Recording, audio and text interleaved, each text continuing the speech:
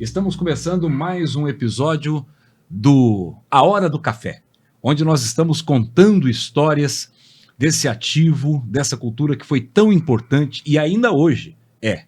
E no episódio de hoje, nós convidamos o produtor, pesquisador, que está aqui conosco, o senhor Tumoro Cera, para contar um pouco das histórias do café. E eu vou começar falando com ele, porque o episódio de hoje, gente, nós vamos falar um pouco da geada de 1975. Seu Tumoro, prazer receber o senhor aqui. Prazer, Fernando. Aquela geada de 75 foi emblemática, Sim. mas houve uma sequência em um período, né? Porque em 1961, que nós tivemos o ápice do café no Paraná, quase 2 milhões de hectares. 1 milhão e 800 mil hectares. Isso, naquela época. Daí já tinha geada, as geadas já estavam começando a ameaçar o café? Então, eu me lembro quando era pequeno, né? 63, 67, 69, né?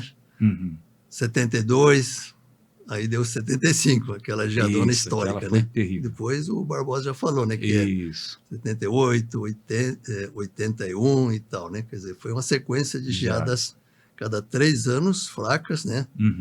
Cada 6 anos geada forte.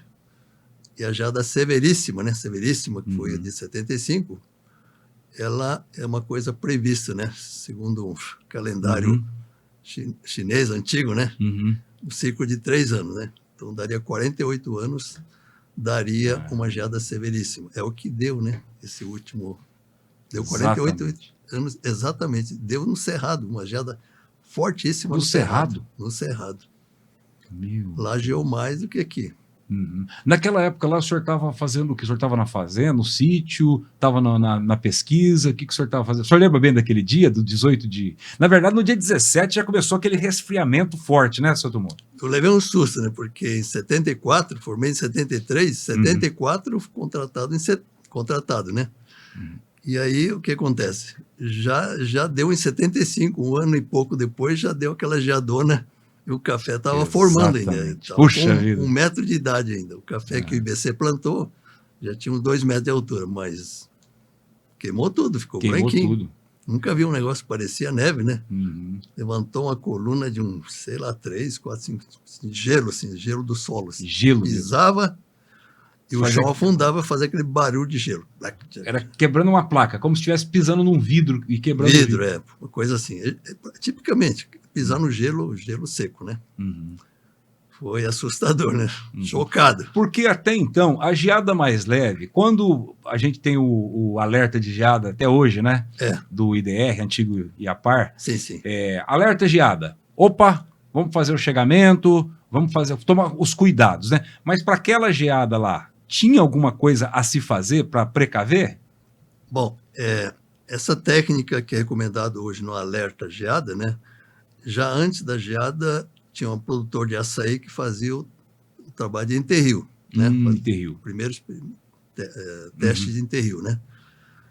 Aí amontou de terra, fomos nós que fizemos assim no desespero, que não tinha mais palha, né? Palha de capim ou milho para cobrir.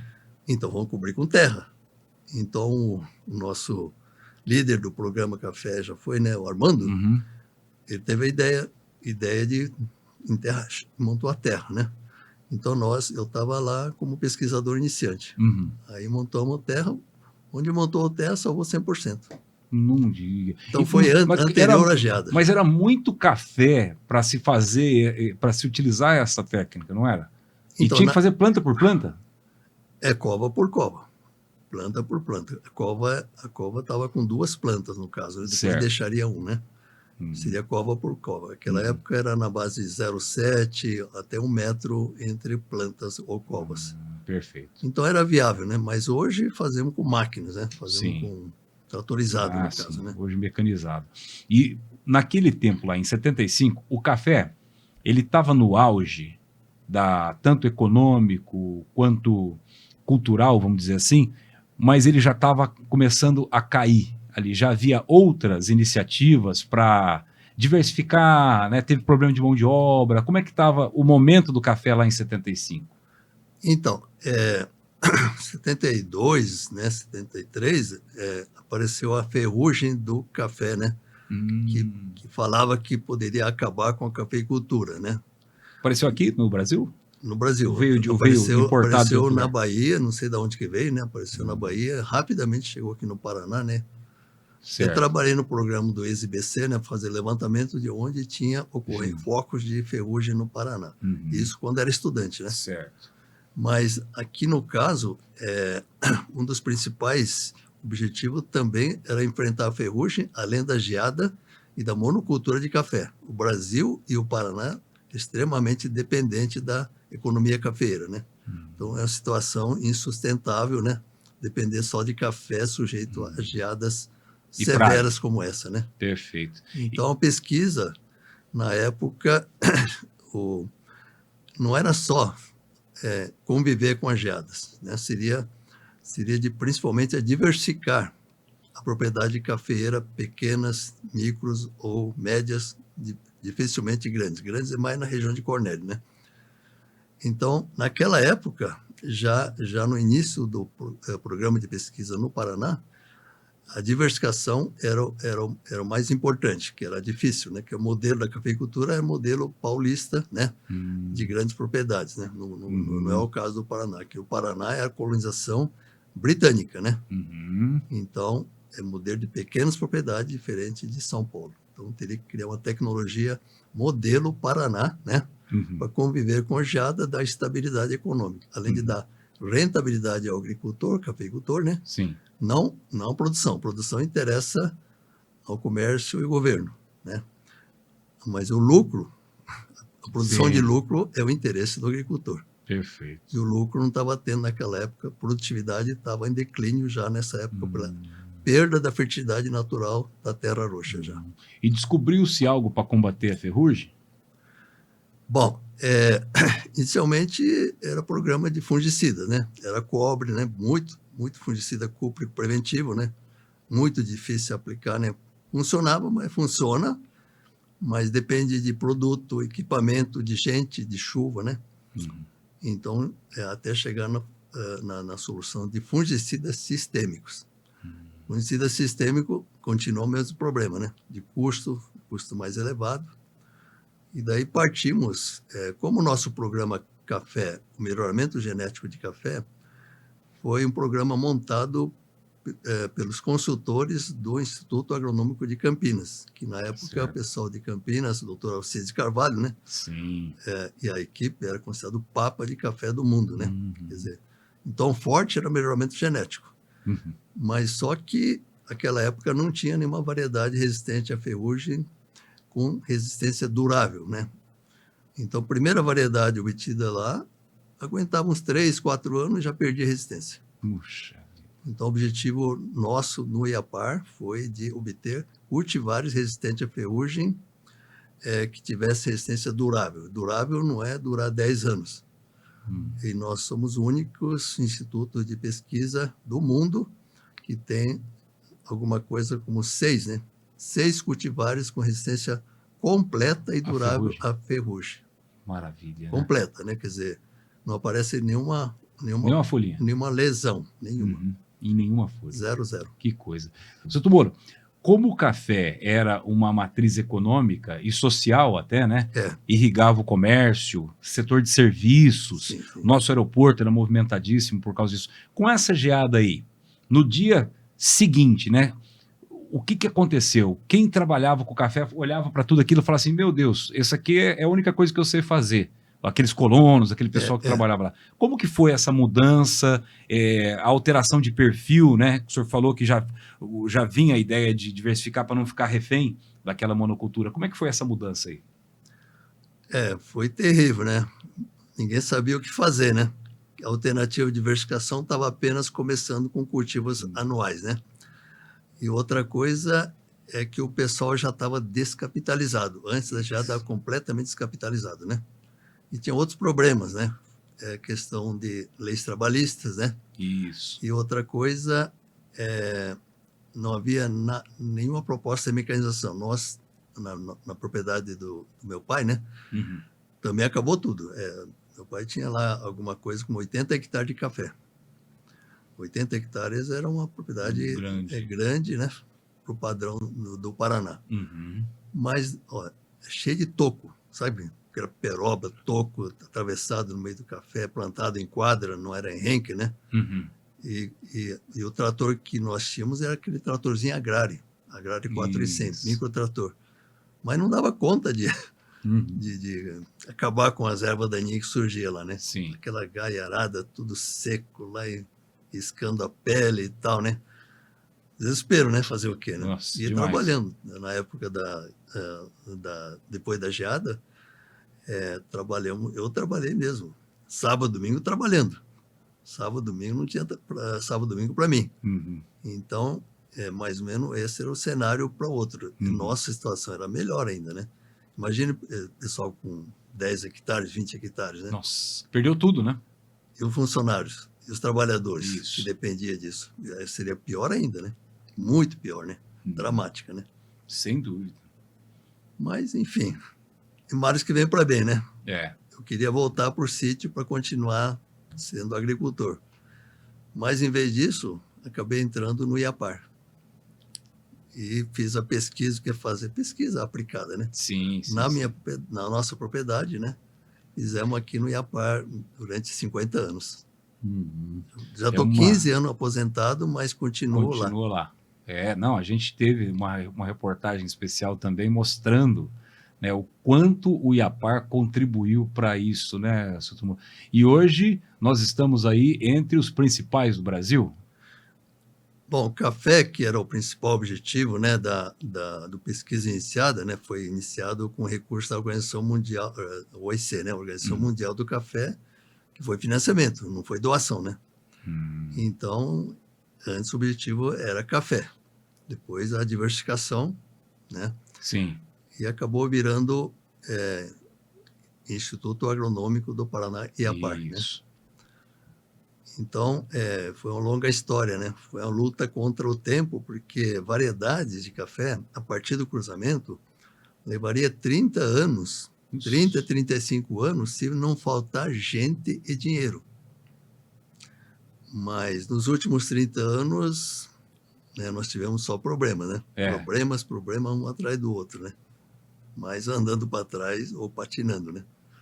Mas fizemos sem dinheiro, sem gente, com pouca equipe de pesquisa, né, com voluntário, estagiário, bolsistas, né, e em parceria com cooperativas, empresas, principalmente agricultores, cafeicultores, modelos que têm uma grande vocação para a pesquisa. Sim. Como esse que começou a fazer essa técnica de enterrio de mudas para combater a geada, que começou também na época a poda de esqueletamento, agricultor de açaí. Foi ali o pioneiro nessa técnica? Eu fui aprender com ele. No começo, eu estava recém-formado, né? Ele era agrônomo já antigo, né? Experiente, né? Então, eu estava experimentando o esqueletamento em terril de mudas. Já. Aquela região ali de Açaí, pela topografia, ele pegava muita geada severa, muito forte ali, ou era mais aquelas geadas de baixada, geada de canela, que o pessoal fala? Não, Açaí, onde sobrou mais de café hoje, né, era uma área protegida com a montanha que tem logo atrás de Açaí, né? Então é protegido do vento oeste e sudoeste da frente fria, né? Então até hoje é onde tem mais café, cafeicultores modelos estão lá. E é a propriedade desse agrônomo que hoje é vice-prefeito de Açaí. Ah, perfeito. Mas essa geada é uma geada rara, né? Raríssima, né? Quer dizer, até ela resolve o problema. Não é problema, porque o nosso principal problema sempre foi o mercado. Preço ruim, né? Então, quando dá geada, o preço sobe. Né? Sobe muito, né? E começa a dar problema. Se o preço sobe muito, o pessoal planta demais, depois cai o preço. Entendi. Né? É a famosa lei da oferta e da procura, né? A geada, nessa história aí, ela é uma coisa que a gente está acostumado já, né? Ainda mais com o aquecimento global aí, né? A temperatura já deve ter subido uns 2,5 graus por aí, né? Média, né? Em média. Quer dizer, o limite seria 4 graus, 3 graus, né? Exato. Já está no limiar. Está né? quase ali. Então, o pior do que a geada é o aquecimento. Sim. Quebra do ciclo de água. Porque quando chove, chove demais ou chove de menos. Está muito irregular. Quando chove, o que acontece? Chove demais, ele chove no lugar errado. Chove onde não precisa. Ou seja, onde chuva precisa, mal distribuída. Mal distribuída. Então, quando chove continuamente, o que acontece? Grandes catástrofes na cidade, né? Tornado, né? Enchente. Tufão, enchente, desmoronamento, um monte de coisa, né? Mas o problema para o agricultor está sendo, para o produtor pequeno, né? Novas doenças. Quantidade grande de novas doenças desconhecidas. E quando dá seca, novas pragas. Ou a praga antiga se torna muito mais grave, como é o caso do bicho mineiro agora, né? O bicho mineiro está uma situação incontrolável na região quente, né? É mesmo? Onde que ele é mais presente? Minas? Então, o lugar mais quente hoje é o Cerrado, né? Quente e seco, né?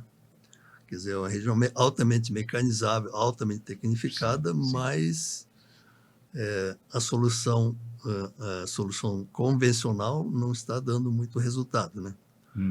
Quer dizer, isso é muito pior do que a geada. A geada é cada 6 anos, agora ultimamente geada severa a cada 12 anos. Sim.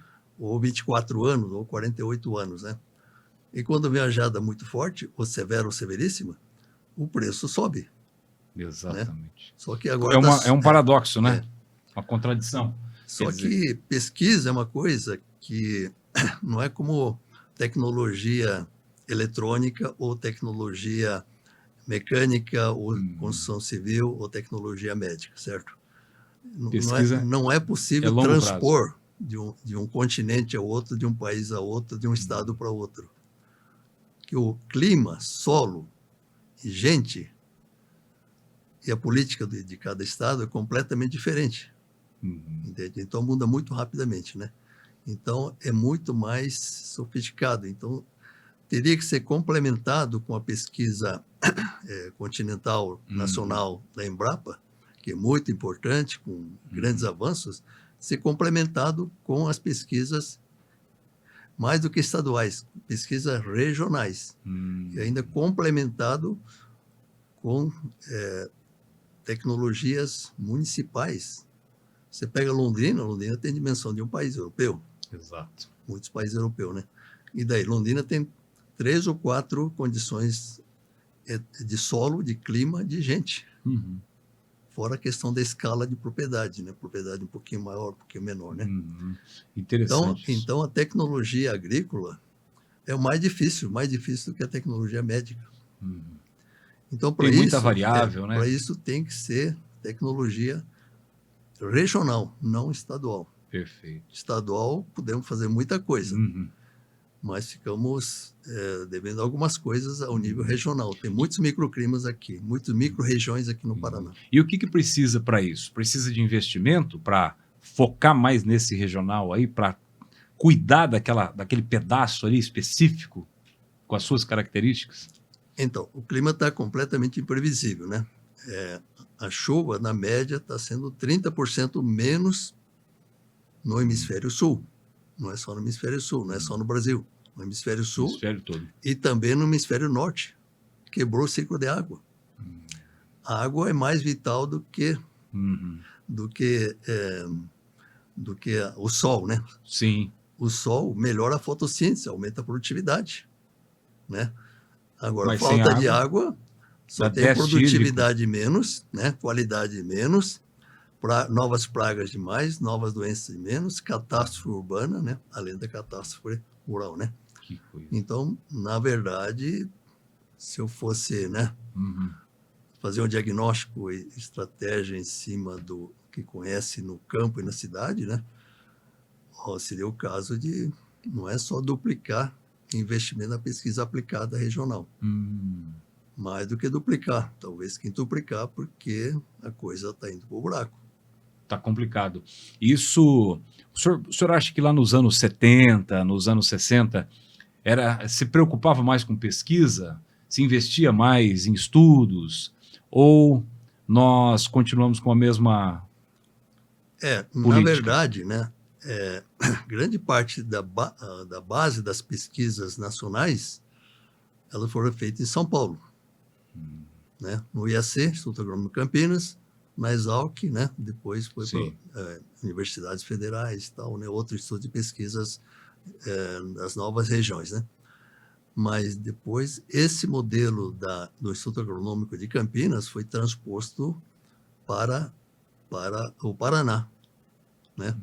Porque os melhores consultores que tivemos no IAPAR foram melhoristas experientes do Instituto Agronômico de Campinas, né? Como, por exemplo, café, feijão, milho, arroz, solo, né? Plantio direto surgiu daí. Sim. As melhores variedades de soja foram criadas, a base foi feita em Campinas, né? Sim. E depois veio para o IAPAR, depois foi para a Embrapa Soja. Perfeito. Quer dizer, é como a lei do mínimo nutricional, né? Aquela pecinha, aquele micronutriente, uma vitaminazinha que falta, pela lei do mínimo, não funciona se faltar aquele nutriente. É como um carro, né? Um avião, né? Não se tem faltar chip, aquela pecinha, aquele chipzinho, aquele monstro todo não fica parado. voa, não anda, né? É a mesma coisa o corpo humano, é mais complicado ainda, né? Na biologia, né? Então, para você entender esse tipo de coisa da biologia, do clima e do solo, que a base da produção e da vida é nutrição. E nutrição sem água não absorve. Pode adubar com toneladas, dezenas de toneladas, que se não tiver água, a planta não absorve o nutriente. E sem nutriente não tem produção, não tem qualidade, não tem resistência, não tem lucro. O que o senhor acha que são as causas dessas chuvas mal distribuídas e irregulares? É queimada? É uma combinação de fatores? O que a gente pode explicar? A água, né, teria que estar no solo, né? A água no mar não adianta, né? Ali sobra água, né? Então, pela impermeabilização do solo nas grandes regiões metropolitanas, né? Máquinas pesadas compactando o solo, né? Na época, nos anos 60, 70, não era mecanizado, né? E outra coisa, aquela época tinha muita matéria orgânica. Você pega Ourinhos até Foz do Iguaçu, um filé mignon de terra roxa, né? Exatamente. Com 80% de argila. 80% de argila, naquela época, matéria orgânica, era solo fertilíssimo, né? Mas sem matéria orgânica, ele vira estrada fácil. 80% de argila, não. É de 40% a 60% que seria o ideal, que dá mais produtividade, a planta respira melhor, a raiz aprofunda mais, né? Forma melhor a raiz, aí tem produtividade, qualidade e lucro. Perfeito. Agora, aí já dá para ver que a geada foi o tiro de misericórdia de um pessoal descapitalizado, né? Então, hoje, depois de 50 anos, né, a partir de 40 anos, não, 30 anos, já tínhamos tecnologia de convivência com as geadas. Exato. Hoje, com 50 anos, está com acabamento final, né? Tem variedade, tem sistema de cultivo adensado, né? De alta produtividade, cultivo intensivo, né? Alta produtividade com qualidade, né? Com custo mais baixo, mas desde que o pessoal adotasse 100% tecnologia, como o pessoal dos cereais que está lucrando.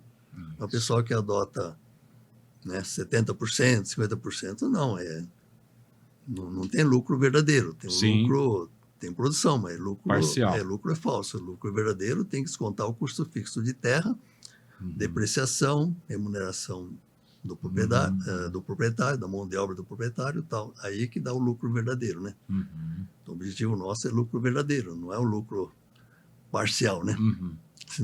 Tem que descontar o custo fixo, né? Isso é verdade.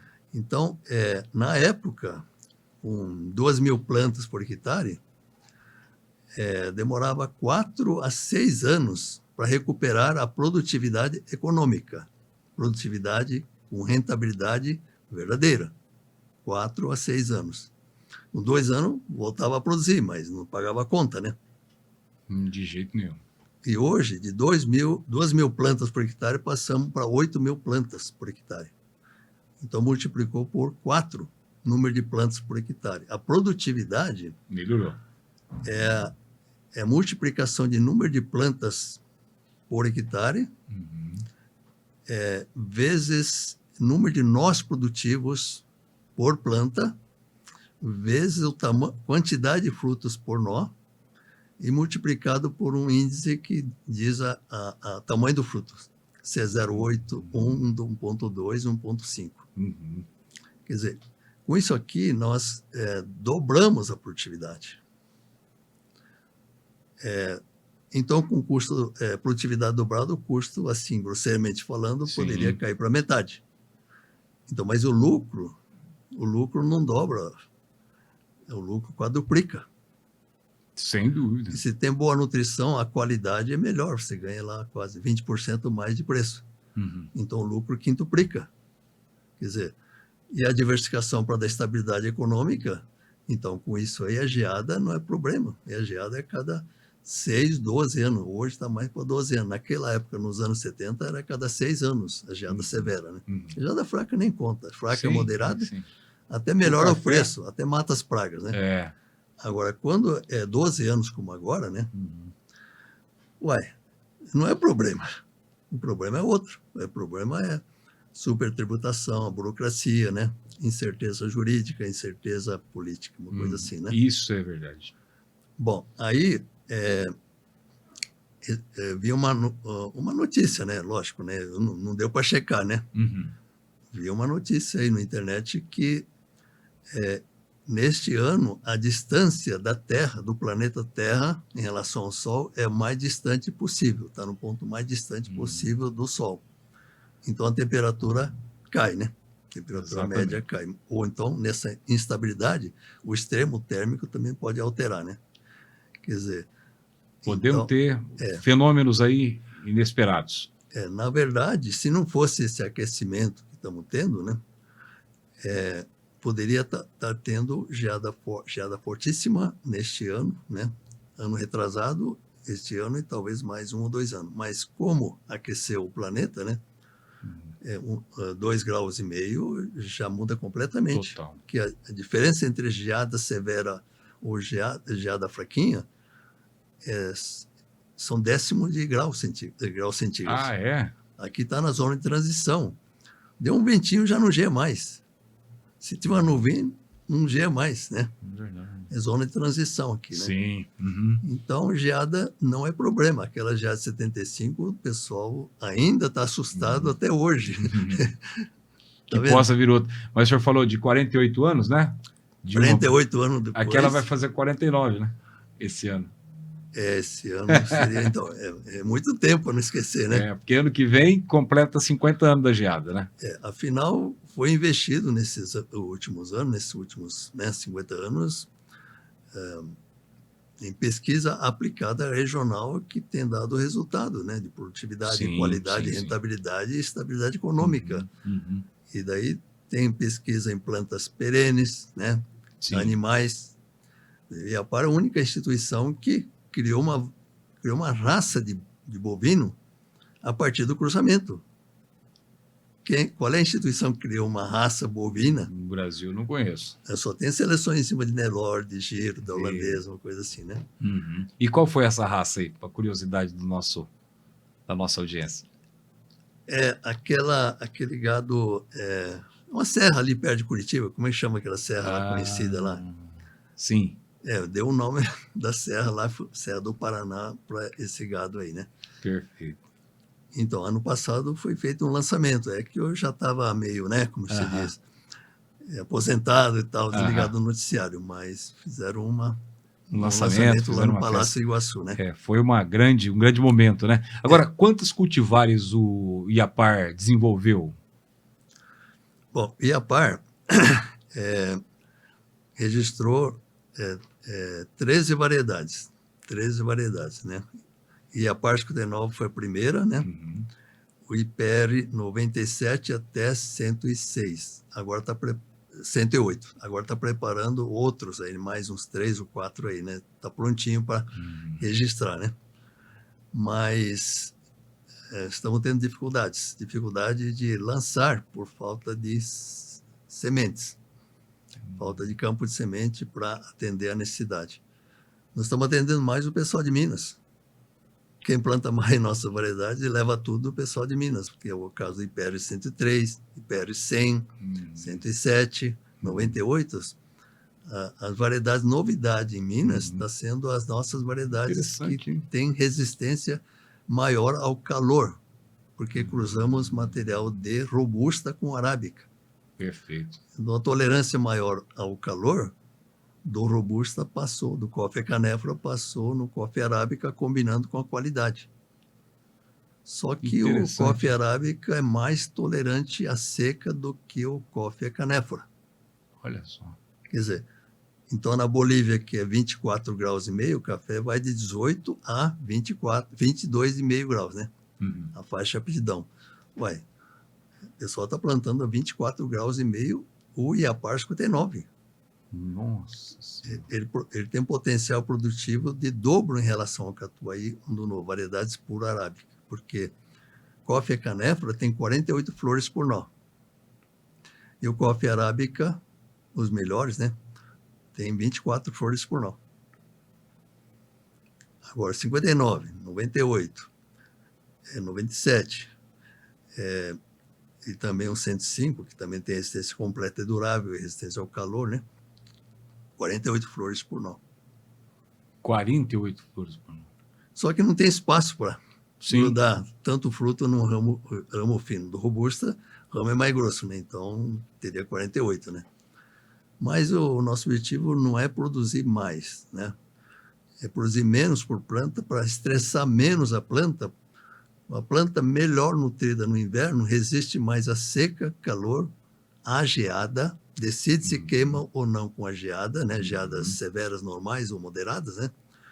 E outra coisa, quando a planta é melhor nutrida, é igual nós humanos, né? Quando nós somos mal nutridos, o primeiro que morre é aquele pessoal mal nutrido, né? Exatamente. Geralmente o pessoal mais pobre. E você fica vulnerável a tudo, né? A tudo. Não tipo só isso, não só isso. Muito mais coisa, né? Que lembrança que o senhor tem? Que legado que o senhor acha que aquela geada deixou pra gente? Porque nós perdemos o título de capital mundial do café. Acabou ali, né? Era o maior produtor de café. Até então ainda era, né? Sim. O Paraná. Mas não perdemos essa produtividade. Quer dizer, nós ganhamos em produtividade depois com tudo isso que foi feito. Nós estamos focados na produtividade, qualidade e estabilidade econômica, né? A rentabilidade. O Paraná ganhou na medida que teve que reinventar, né? Inventar novas alternativas e sorte que as outras culturas estavam chegando aí, né? A tecnologia com o Iapar estava mais avançado, porque é de curto prazo, né?